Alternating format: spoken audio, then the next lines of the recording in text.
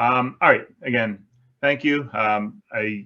Everybody's had an opportunity to review the previous presentation I had. So this presentation is by and large going to build on the one I did last year.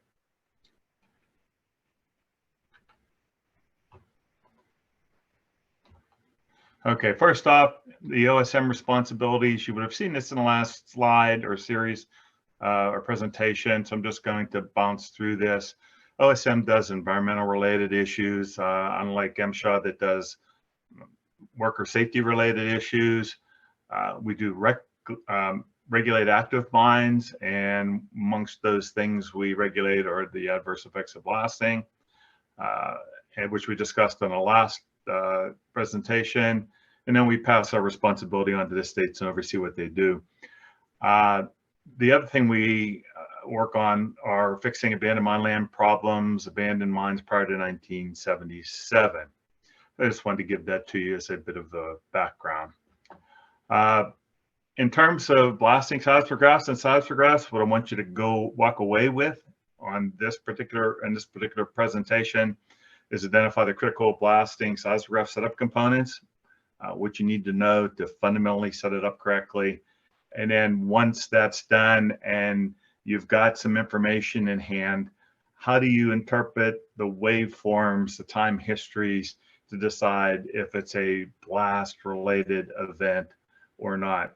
And it's quite common that when these units are deployed in the field to trigger or activate with a minimum amount of energy, you'll get false triggers, false events, and you're going to have to separate out the blast related records versus the non-blast related items to attach to blasting records moving forward. Okay, so that's our goals. So what I want to start out with on a blasting seismograph aspect of things is just a quick review of what we talked about last time. What are the most important parameters related to vibration generation? Number one, two primary things: the distance from a blast that the seismometer is located, and secondly is the size of the charge. And typically that's a charge per delay, not the overall weight of explosives used in a blast, but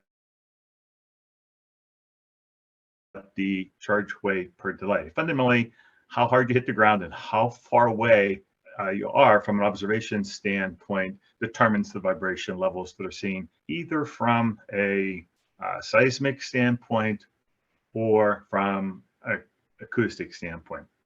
The other thing that strongly impacts vibrations is the level of confinement. A charge on the surface, unconfined, will generate significant amounts of acoustic energy. And if it's buried very deep in the ground and there's not an opportunity for the energy to be liberated to the atmosphere, all that energy will be contained in the ground and travel away as seismic energy.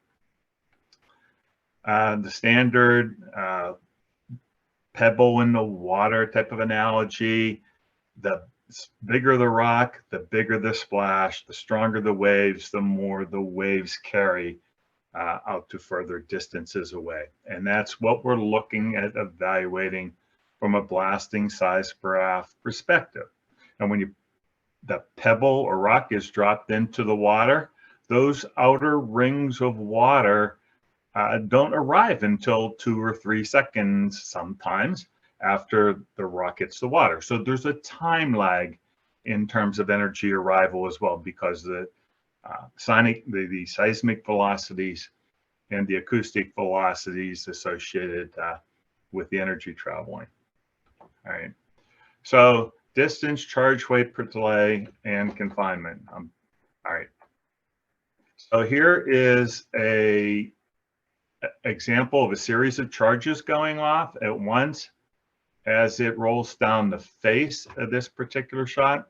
Note that each charge generates its own ring of energy. And obviously the more holes that exist, the more energy that's liberated time and time again. And I think if you look at the lower right-hand corner, this blast lasts for almost 4 seconds from the time the first charge detonated until the last one. So that means at a minimum, this seismic event is going to be 4 seconds long.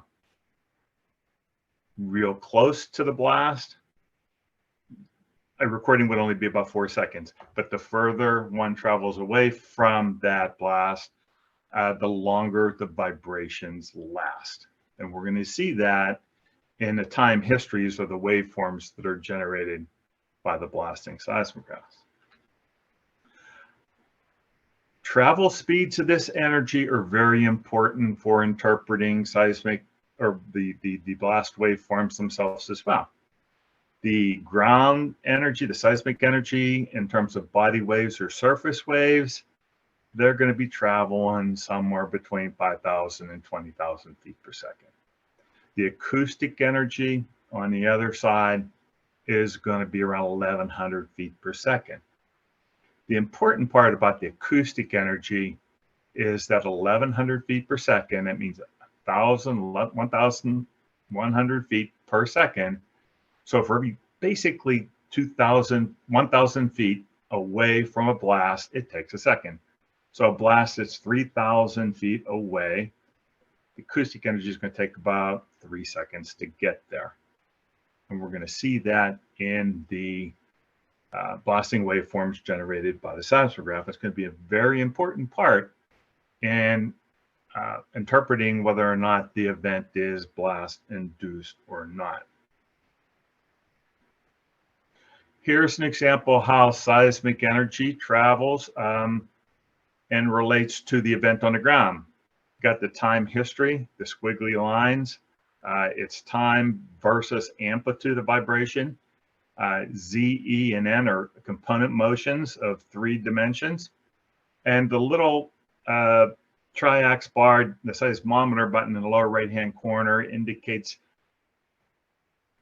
3-dimensional motion of that particle.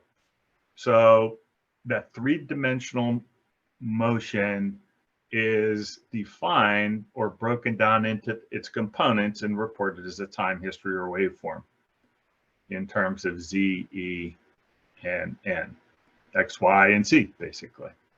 Then the acoustic wave is up above. Note that after this 4-second blast, the seismometer that's 5 kilometers away still has ground motion up to 15 seconds as it counts down in the bottom there before we actually get back to almost no motion, 17 seconds by and large. So that's fundamentally what we're recording with a blasting seismograph. 3-dimensional motion, particle velocities. It's going to be broken down into its component motions, X, Y, and Z, and it's going to report those channels individually.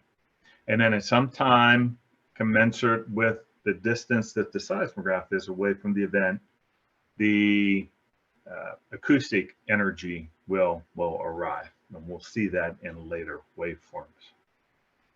All right. So why do we use blasting seismographs? Number one, there's rules that relate to blasting seismographs, and they're generally set to ensure the prevention of damage to residential structures. Second reason is to evaluate blast performance. Did the explosives perform as we expected? Was the blast implemented in the field as designed? When one gets really good at looking at the time histories of both seismic and acoustic energy, you can start to pick up problems that either happened because there was a malfunction of explosives, something misperformed, or maybe somebody errantly loaded a shot. So, you know, there's value in these recordings other than just compliance with rules. And the third part is for liability protection. There are many lawsuits that are filed by people when blasting is nearby over property damage. And this is the mining industry, the construction industry, the quarrying industry's best way to ensure that they've got information on their activities on the ground that will protect them in a court of law. All right. So those are the three primary things. What controls the readings that one receives at a given point? Two things. One is how blasting seismographs are constructed, and the other one is how they're deployed in the field. There are two standards established by the International Society of Explosives Engineers in terms of how the units are built and how they perform. There's nothing you can do about that. You've just got to take an off-the-shelf unit, make sure it's calibrated right, and hopefully when you look at the calibration certificate, it meets the ISAE performance specifications for blasting seismographs.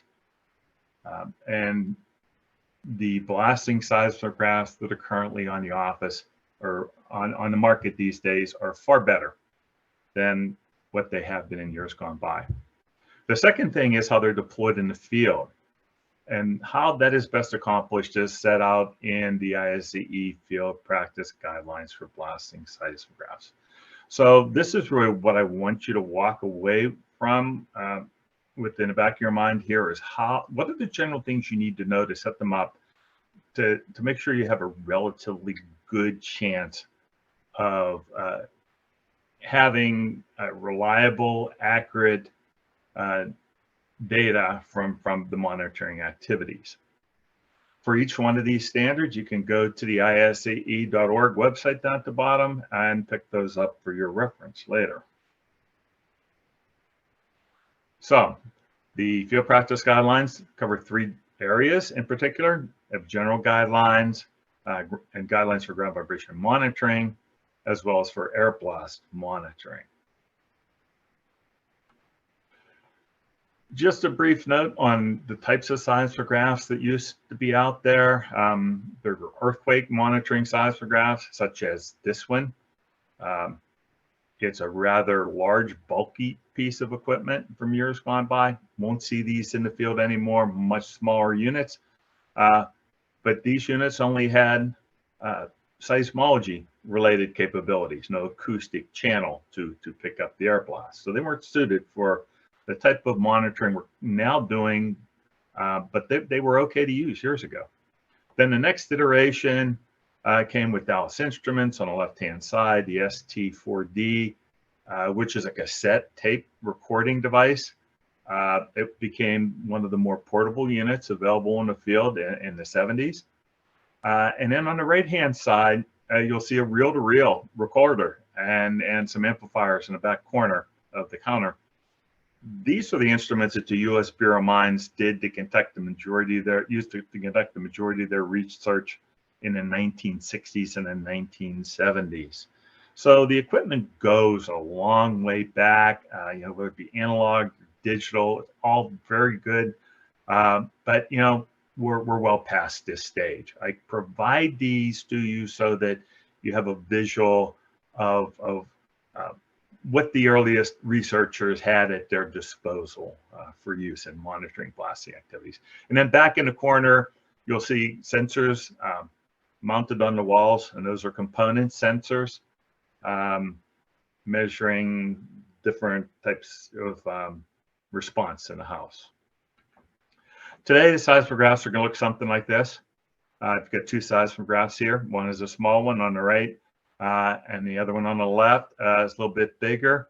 Primary difference between the two is the one on the left has a keyboard, makes it easy to program, as well as an onboard printer to print out a strip piece of paper. And that is quite often the type of information I see attached to blasting logs. Both of these units are digital units, which one can download the data of each event and either get different types of resolution or print it on a full size of paper for 8.5 by 11 for attachment with the blasting seismograph or the blast log for a particular shot. You also note that there's 2 small cylinders associated with each. Those are the sensors for the geophones, as well as microphones associated with each that have a spongy microphone cover on it to help eliminate some of the turbulence around the mouth of the microphone. But those are the primary components of seismographs and what you're likely to see in the field. From a sensor standpoint, they're going to be small, round units by and large. There's some that are square, like the one in the upper left-hand corner. When you take the lid off of that particular sensor, 3 individual sensors will be found inside, all orthogonally mounted in relationship to one another, where the 2 laying what looks like to be on their side, one measures longitudinal motion, one measures transverse, and then the other one that is standing on end measures vertical energy. By virtue of the way these sensors work, they are level sensitive, so they need to be deployed in a reasonably level fashion in the field, or they will not operate properly. On the lower right-hand corner is the microphone for one of the units. And then on the left-hand side is an example of the digital printout that you will find on the majority of the units. Again, it's very condensed. It won't give you the waveform, but it does at least provide you, if you look close enough, you'll see in a vertical sense an R, a V, an L, and a T right here. And these are the peak amplitudes that happened over the course of that event. Gives you the date and the time over on the left. So you're able to correlate it with the date and the time of a shot, but you're never certain of it being a true event until the data is downloaded and you can view the waveform or fingerprint of the blast, or view it on a strip chart that might be printed from the unit as well. All right, general guidelines, read the instruction manual. Each unit has its own unique little programming quirks and interesting things. So take the time to become familiar with the unit, and all manufacturers do provide individual training on use of their instruments. And along with that would come training on the software as to how to manipulate and print the data once the digital information is downloaded. Annual calibration, again, how they do this is set by the ISAE performance specifications for blasting seismographs. On the left-hand side, you see a geophone, or a ground vibration sensor mounted on a small angle bracket on a machine that will shake this jug in one direction at a time. And they will calibrate that one channel. Then they will rotate the L bracket to accommodate the other directions of motion that are inside that unit. Key is they do not break those units down. They are tested as a full unit. All right. So make sure the sensor is calibrated. And then on the right-hand side, you see a technician placing the microphone in a sound chamber, and they will calibrate the microphone by subjecting it to known pressures, because microphones record in pressures. And once it's calibrated, then it's good for the full operating range of frequencies that the unit specified for. Again, You're not going to be able to, do much about that. I have a video that goes along with this. It's about 15 minutes, a little bit too long for this presentation. But if it's not too big, PT, I'll send it to you, and you can let the students watch it or post it. Know the distance from the blast to the seismograph. This is going to be important in terms of programming a blasting seismograph. For each 1,000 feet away from the unit, the seismograph has to be adjusted to account for the late arriving air blast. So at this instance, 690 feet, the air blast is not going to arrive at the house until about 750 milliseconds, 3/4 of a second after the blast is detonated. So we need to account for that. So know the distance between the shot and where the blasting seismograph is being deployed. Allow enough time to set the unit up. These things are challenging on occasion. You get to somebody's house you haven't been to before. There's logistical issues with where do I place it? Can I place it near the house where I'm supposed to, or do I have to move it someplace else? Maybe I don't have it programmed properly, or maybe somebody changed the programming from the time I was last there. Allow yourself enough time to think through the process and set up the unit. And trust me, when you show up in someone's yard, you're always going to be waylaid to some extent by the homeowner. Quite often they're going to come out, engage you, ask questions, and you've got to allow for that time as well to make sure you're set up, ready to go at the time the blast is to be detonated. From a ground vibration monitoring standpoint, where you put the sensor, how you couple it to the ground, and how you program it are the three primary things outlined in the standard. From a sensor placement standpoint, needs to be in the ground. Here's a geophone that's in the snow, but prior to the snow, it was anchored in the ground. You've got to dig down below the snow. If the snow's already on the ground, put your unit in the soil.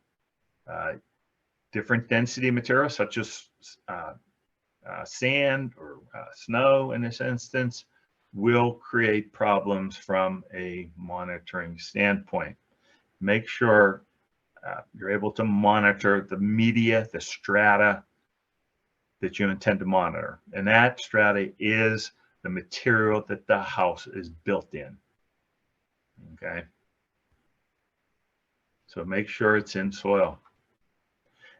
To get defensible recordings, the unit should be located within 10 feet of the structure. And if blasting is really close, say within 100 feet, then it's 10% of the distance from the blast. Those are predominantly construction-related activities to installing pipelines or building foundations in adjacent homes where you just can't quite be 10 feet away from the structure. You got to get a little bit closer. But this is the general rule of thumb. There are exceptions to these, and if you do locate a seismograph or a sensor in a location different than what's specified in these particular guidelines, it's up to the user to document their location and justify the alternate location. A good example is flower gardens. Certainly, the soil in flower gardens have been modified numerous times. There may be, 6-8 inches of organic material that's not representative of the type of material that the house is actually founded in. So if you're going to place in a flower garden, got to dig down through that organic material and get into the basal soils. That's a tough order sometimes. when you got the homeowner standing there. They just don't like you digging around in their flower garden. So you're gonna, on occasion, have to be someplace other than possibly within 10 feet of the house. The bottom line is simply document why you've done something a little bit different than the standards, and that's there for future consideration for anyone interpreting the data that you've collected. Already mentioned that the sensor should be level. Some of them, as the sensor on the left-hand side, has a small leveling bubble on the top, but some, like the one on the right, do not. Eyeball level is going to be good enough. Burying the sensor, okay, there's 3 different suggestions for burying the sensor. If the accelerations are very strong, over 1G, always must bury the sensor. When the accelerations come strong, here again, this is that instance where you lose, when you're on a carnival ride and you change directions very quickly or drop quickly, and it feels like some of your organs are coming loose inside, your body. Your heart jumps up to your throat or whatever. That's, your organs being decoupled from your body to some degree, and because it's the acceleration change, you're overcoming the force of gravity, and the geophones are no different. So my preference is to bury them all the time. That way there's not really a significant concern as to a unit becoming decoupled, but and you're assured that the information you're obtaining at this point in time is the best that you could possibly get. For those events that are under 1G, and here again, these values, you'll be able to anticipate these from the velocity and frequency data that the seismograph gives, and I believe we touched on that a bit in our last class. For accelerations between 0.2G and 1, burial is still preferred, but you may be able to get away with spiking the units to the ground. See these long legs? They do provide a good coupling, is provided they are pressed into the ground and not wiggled to get into the ground. You see how the legs are tapered, and the further they are pushed into the ground, the more snug they become with the surrounding ground.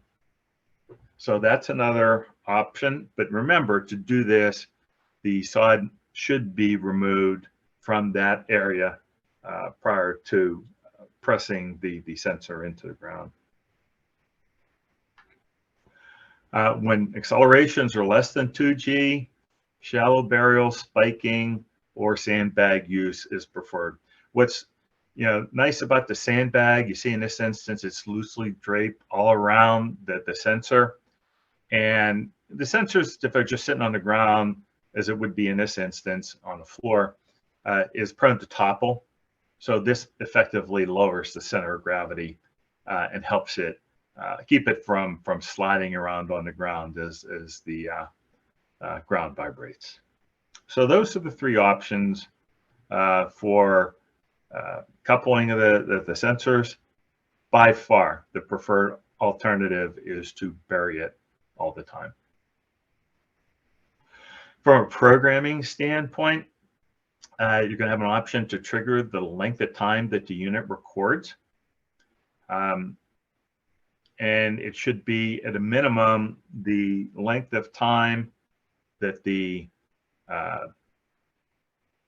blast lasts on the ground. So if the blast is 750 milliseconds, it's 3/4 of a second, it should be at least 1 second for that. And then, as it states at the bottom, 2 seconds above and beyond that. So 1 second plus 2 seconds is 3, and then 1 second for each 1,000 feet away from the blast. And that will allow the air blast to arrive and make sure that information is gathered. So for a shot that's 2,000 feet away, The air blaster is going to take 2 seconds to get there. So the recording duration should be 1 second for the blast, 2 seconds, and then 2 more for the air blast arrival time. Trigger levels around 0.05 inches per second, or whatever the background or ambient vibration levels will allow you to set. This is a good starting level. And keep in mind, these units are going to trigger on any event that comes that exceeds this level, which means you're going to get false events on occasion. All right. If you get too many false events, you run the risk of overloading the seismograph memory, or it simply becomes a data management problem. And then you got to sort through all the records to decide which one is truly the event that your blasting activity caused. So, it's sort of a trial and error thing to figure out what the best trigger level is. You want to set it low enough that you always get the event, but, high enough that the false triggers are minimized for any given monitoring application. From a microphone standpoint, the microphone and the whole unit in general, you want to place this on the structure nearest the blast, at the nearest structure on the side of the structure closest to the blast. And you want to attach the wind screen as well. That will help minimize turbulence at the microphone mouth and eliminate a lot of the false triggers associated with the wind blowing. Again, avoid shielding by placing that microphone and the seismograph on the side of the house facing the mine or facing the blasting. A lot of these things are common sense, but sometimes when you show up at the house and the driveway comes in from the backside, it's certainly just a lot easier to put the seismograph and the microphone close to your vehicle so you can make a quick pickup when it's all done and be on your way down the road. But you got to make sure you got the equipment in the proper location to get good defensible seismic and acoustic information. For long-term deployments, you'll want to put a plastic bag around the microphone. By and large, up until now, I've been talking about daily setups. But there are instances where seismographs set out for a week or 2 weeks or months on end in security boxes. And while the seismograph electronic components in the geophone can be placed in or under a cover, all right, that's not the case for the microphone. The microphone, by and large, needs to be exposed to the elements. And there are strategies used to wrap them in loose forming, very pliable plastic bags to keep them dry. Because as soon as one of these microphones get some type of moisture inside, then it's time to send them to the repair shop. There's nothing to be done about that in the field. So you've got to take care to make sure that the equipment stays dry. And then from a trigger level standpoint, start at 120 dB. And the record duration is the blast duration, again, 3/4 of a second, round that up to 1 second plus 2 seconds. And this is if you're only measuring for acoustic energy. This would mostly be used in, say, demolition blasting, where there's not much, there's not going to be any seismic energy to trigger the unit. You're just interested in picking up the acoustic energy. All right. So once you have the unit set up in the field, and you're going to look at the waveforms, what are some of the things to look for there? These are like fingerprints. Each blast is going to have a different fingerprint. That's simple. And when it goes off, the waveform that you see should relate pretty much to what goes on the ground, as you see in this short little video clip. All right, one more time. As the first hole detonates, you see action from a time history standpoint, and then it settles down. All right. What you're typically going to get out of these units are strip charts, long, thin piece of paper, like you see in the old adding machines.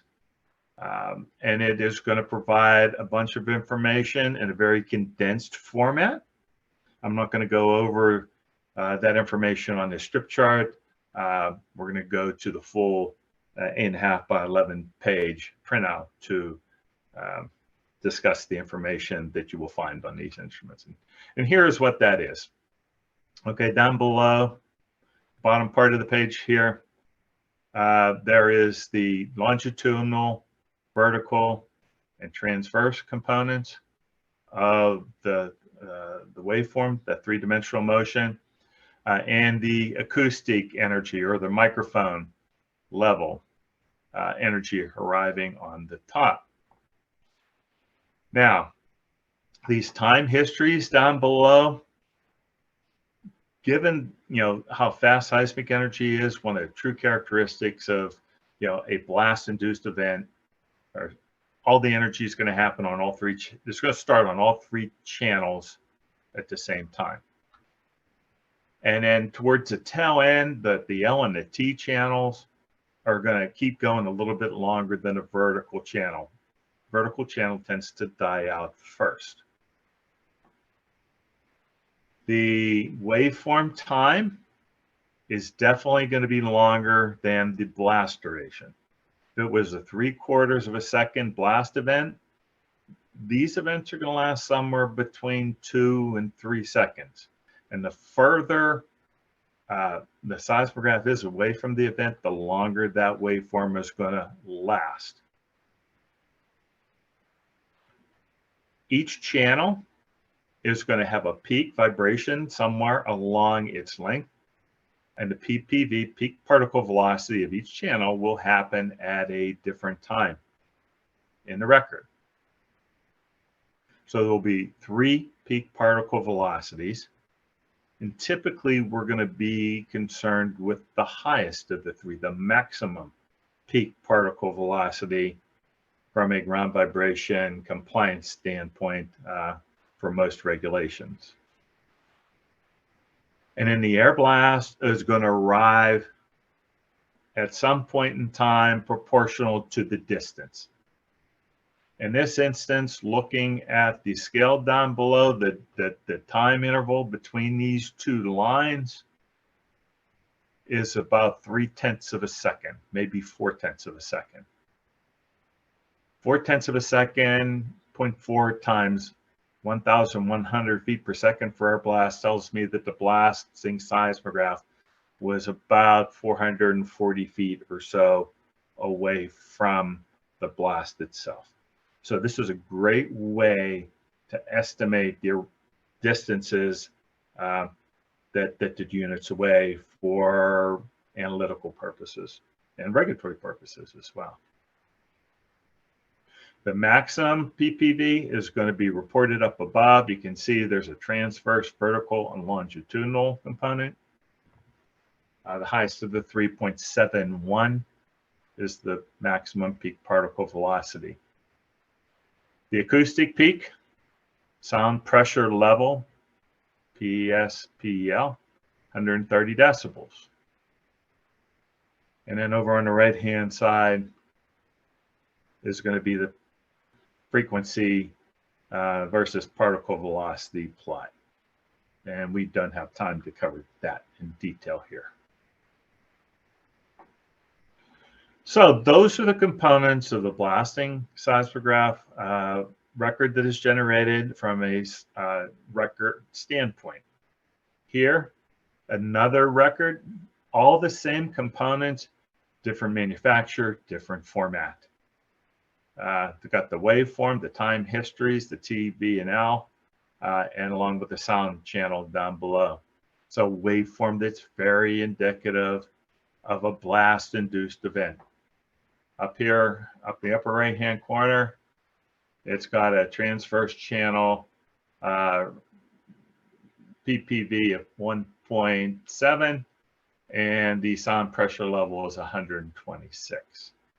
It's a very standard waveform for blasting. Here's another one. It's a higher amplitude, strong motion.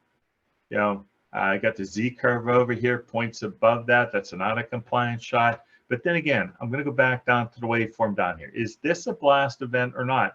And when I look at that waveform, it's very clear in my mind that is a blast-induced event. Different manufacturer, different software, different printout, all exactly the same information, though, except for the Z-curve that was there. Look at the waveforms. That's a blast-induced event with the acoustic energy arriving at some later point in time. The peak values for each channel up here, as well as the date and the time of the event as well. The acoustic energy was 121 decibels here. The peak particle velocity was 0.37. This next event, same seismograph manufacturer, doesn't look as though it's strong. I'm going to toggle back and forth between these two events for a moment. If you really look at the numbers on this event, this is a lower amplitude event than this event. All right, this one was 0.41 and the other one was 0.37. Keep in mind, all these units are going to provide printouts that auto scale to give the best resolution of the waveform. So be sure you take a close look at the actual recorded peak values when evaluating the compliance aspect of any particular record.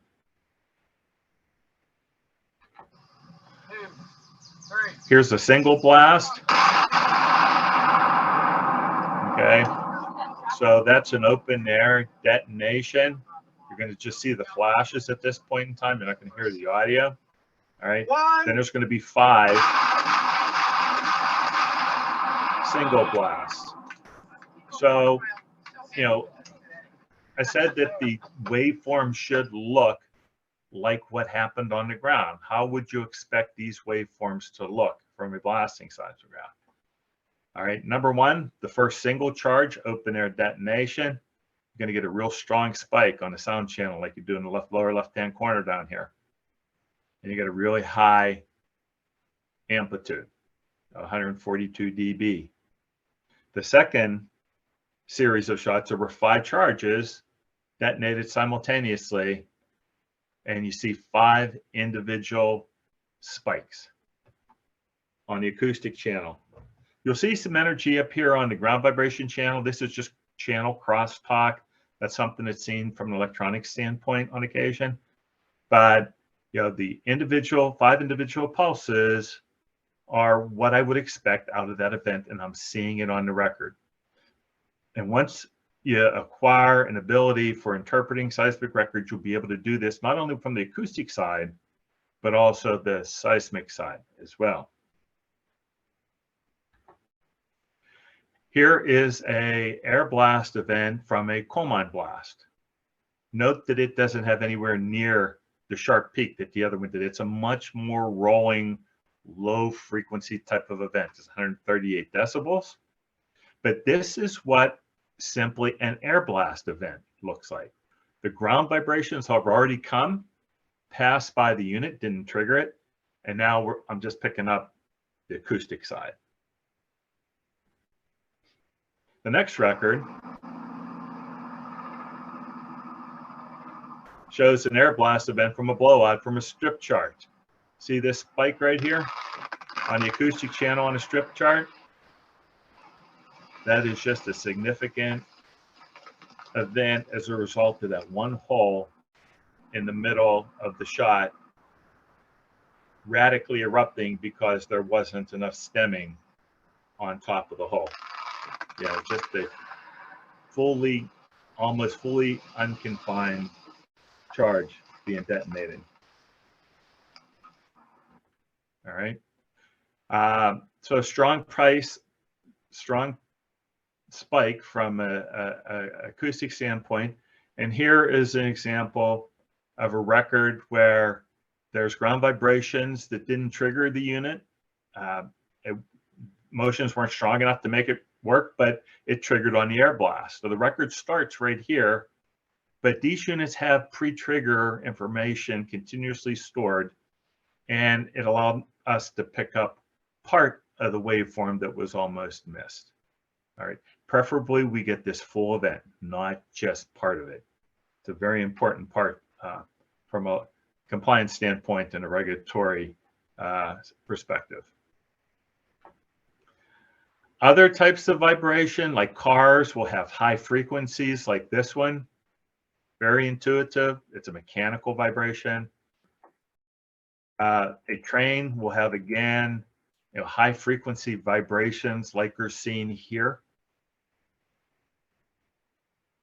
Very, very differently looking than a blast event. These are sort of monotonic or single frequency based type of events. And when you see those on blasting seismographs, you'll find something like this. This is a blasting seismograph recording of a lawnmower being used in close proximity to the blasting seismograph. Very high frequency event. Another monotonic event here. From a waveform perspective, this is a Harley-Davidson motorcycle idling adjacent to a blasting seismograph. They all create vibrations and will be recorded by the units. And if this happens at one of your units that's set up in the field for long-term deployment, then you're going to have a lot of false events to wade through. And you certainly don't want to attach this type of waveform to the blast record because it's not indicative of the event that just occurred. Is this a blast event? No.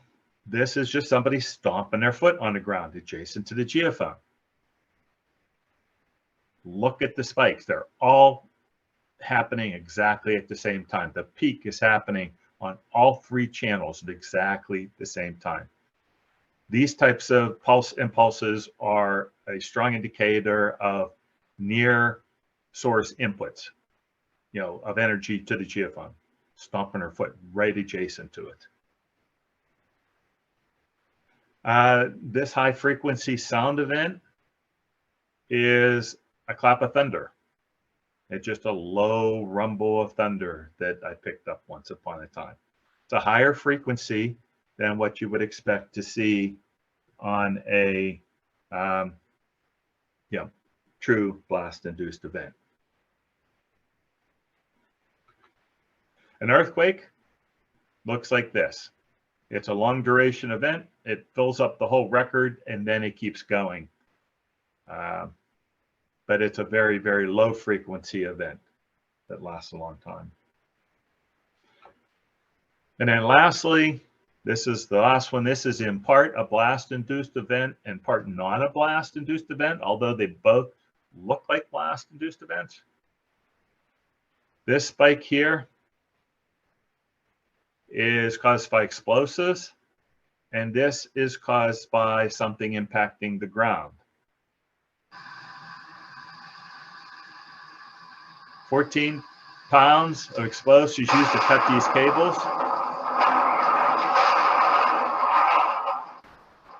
And then the boom hitting the floor. Again, the seismic waveform represents what happened on the ground. And then once you get good at that, you're going to be able to make pretty good determinations what's blasting related and what's not. So with that, hopefully you have a better understanding of the critical components of setting up seismographs in the field, and you have some working idea of what to look for in interpreting seismic acoustic waveforms to make sure they're truly blast-induced events that you're able to connect to the blasting records that you're keeping for compliance. And with that, I'll take any questions. I know I'm just a couple minutes over, but I'll answer a few if there are some. Thank you, Ken. Yeah, we have a question here in the class. Can you speak a little bit louder? Yeah. So from the Osm perspective, do you guys require all your data to be from seismographs, or could you take some of the theoretical data from calculating a peak particle velocity or scale distance? Okay, there is a compliance option from a scale distance perspective. It's based on distance From 0 to 300 feet, the allowable scale distance is 50. From 300 to 5,000 is 55. And from above 5,000 feet, the scale distance is 65. Okay. And the reason for the gradation in distance is it's a roundabout way of accounting for frequency of vibrations. Close in, the vibrations are going to be high frequency, 0 to 300 feet. A scale distance of 50 translates to a peak particle velocity of about 1.2. So there's higher allowable particle velocities at higher frequencies. From 300 to 5,000, it's going to be a mid-range frequency expectation, and above 5,000 feet, frequencies typically will be below 12 hertz. With that scale distance of 65, that equates to a particle velocity of 0.75. But to answer your question, yeah, there is a scale distance option for establishing compliance. I don't recommend it because it just doesn't provide you with the same level of liability protection as a blasting seismograph does.